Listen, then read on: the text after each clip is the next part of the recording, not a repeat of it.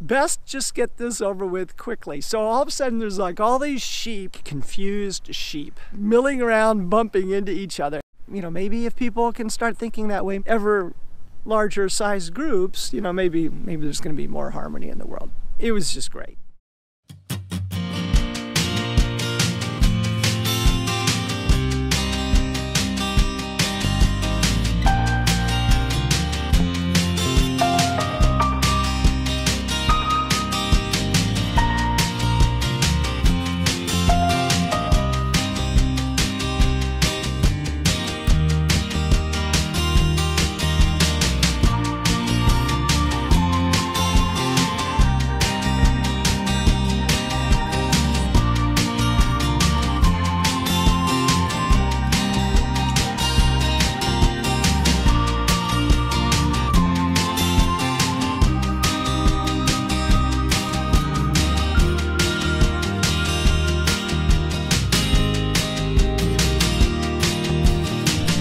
Hey everybody, it's Pete with Chilldudevlogs, and today I am exploring why go to my high school reunion.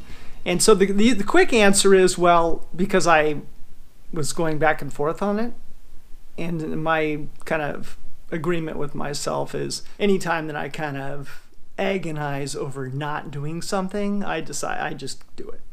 You know, in some respects, it's almost more of an advantage to be out of town because just the act of travel and hanging out and having a hotel and everything gives you time to reflect on things. We have this forced time for reflection that if I was living locally, I'm not sure I would take. And so I certainly appreciate the folks that stayed in the Ames area and for hosting these events.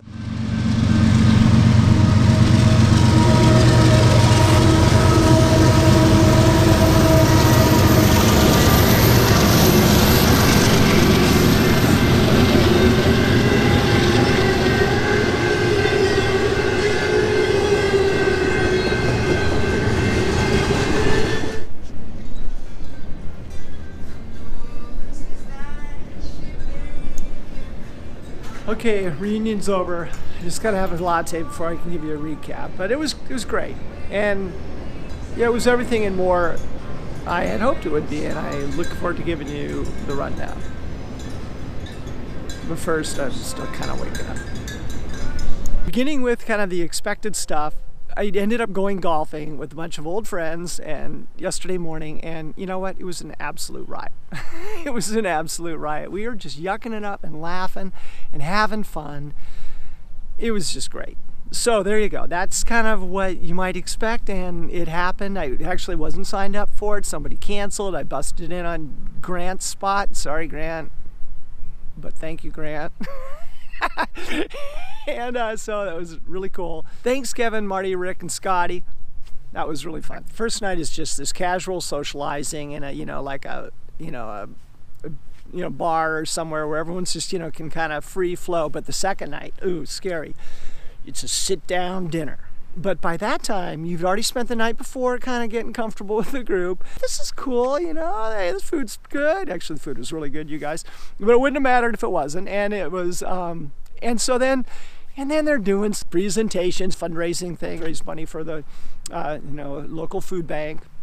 All great.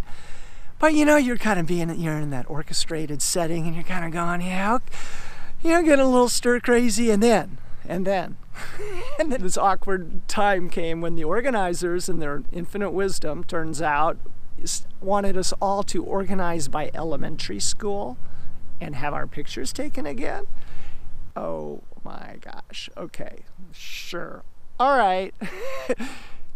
Best just get this over with quickly. So it's like flock of confused sheep. And you know what? It isn't going to end until you organize and you work with each other and you find everybody in this whole diverse group.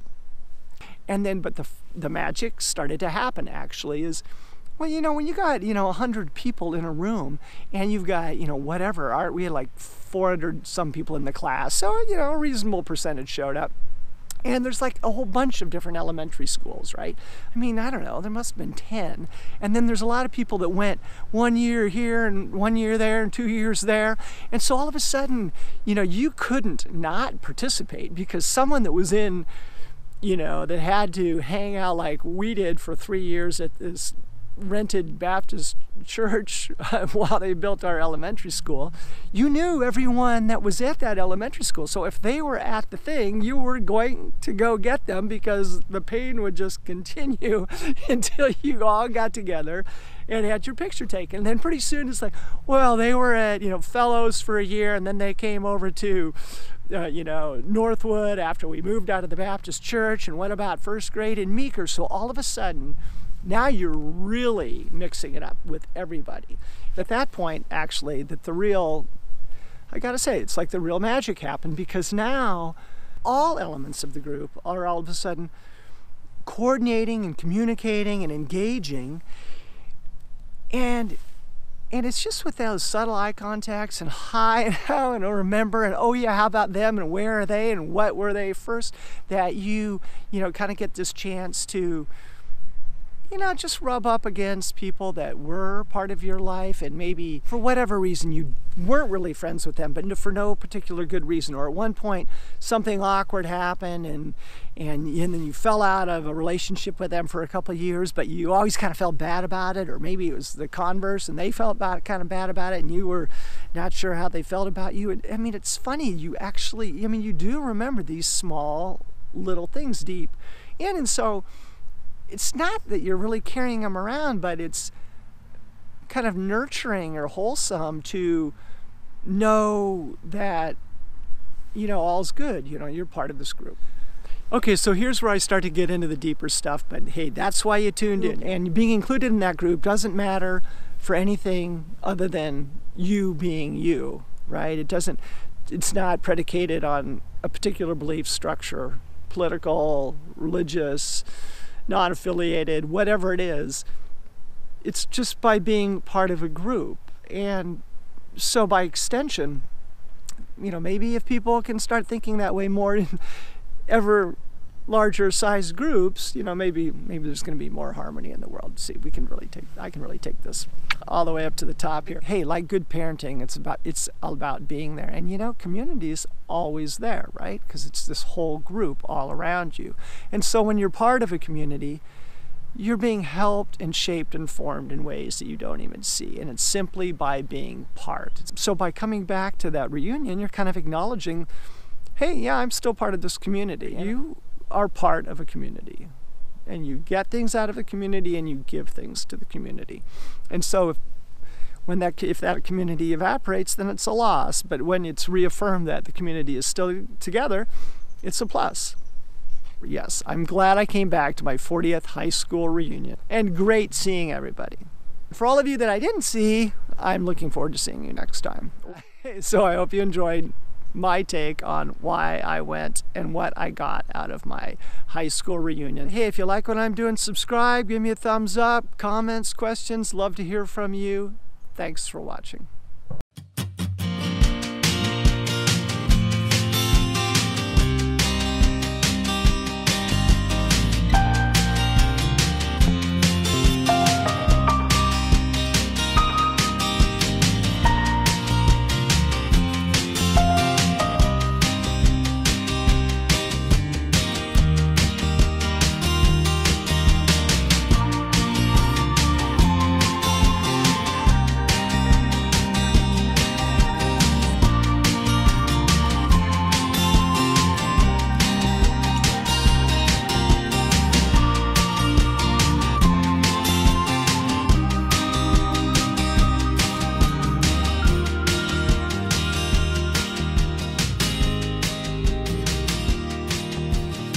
So I want to say thank you again to the people in my class that stayed in town, and therefore, by default, life's not fair.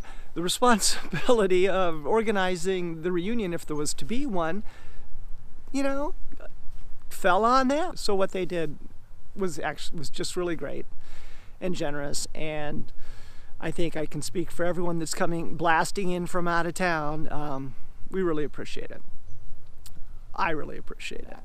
So one thing I fortunately at the end of my high school career got into drama, and one of the most influential and people I am most thankful for being in my life is my high school drama teacher. So I'm like, he didn't have I can't figure out what his phone number is. And so I'm gonna have to just go knock on his door. So I'm putting together this like Fuller Brush skit, and then I thought, oh gosh, I should try at least, what was the name of those characters I played in high school. Anyway, how cool to review those lines, and now I'm gonna go try to punk this guy. I'll let you know, I'm not gonna film me like surprising this guy after like 30 years pretending to be a Fuller Brush man, but I'll let you know how it goes, and maybe I'll get a mug with him if I even find him. Okay, I've got a brush, and I'm thinking glasses, right? Excuse me, sir, I'm in the neighborhood representing the Fuller Brush Company.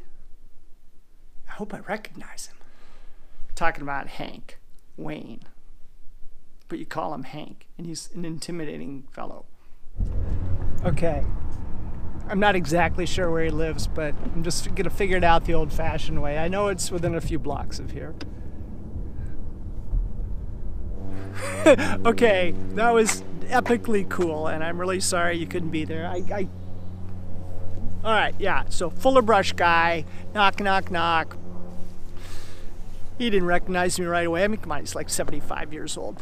And, but then, of course, he remembered everything, including my brother and sister, all the plays, all the sets, every play he did for 40 years while he was a drama teacher was a different, he rarely repeated a set in a play. And so he remembered like the scenery that we built for the Mad Woman of Shia, right? And even though he only did that play once, right? And so it's pretty cool, right? And I totally see why people are moving into the, the live streaming, because it would have been so cool to have a camera there while I was, chatting with Hank for like, I was probably there 45 minutes. We just talked about everything: novels, opera, books, TV shows, contemporary, world politics, everything. It was just fascinating. And what a resource to be able to, visit with, bright, creative people with all that, experience and that perspective on everything. So, really fun, really cool.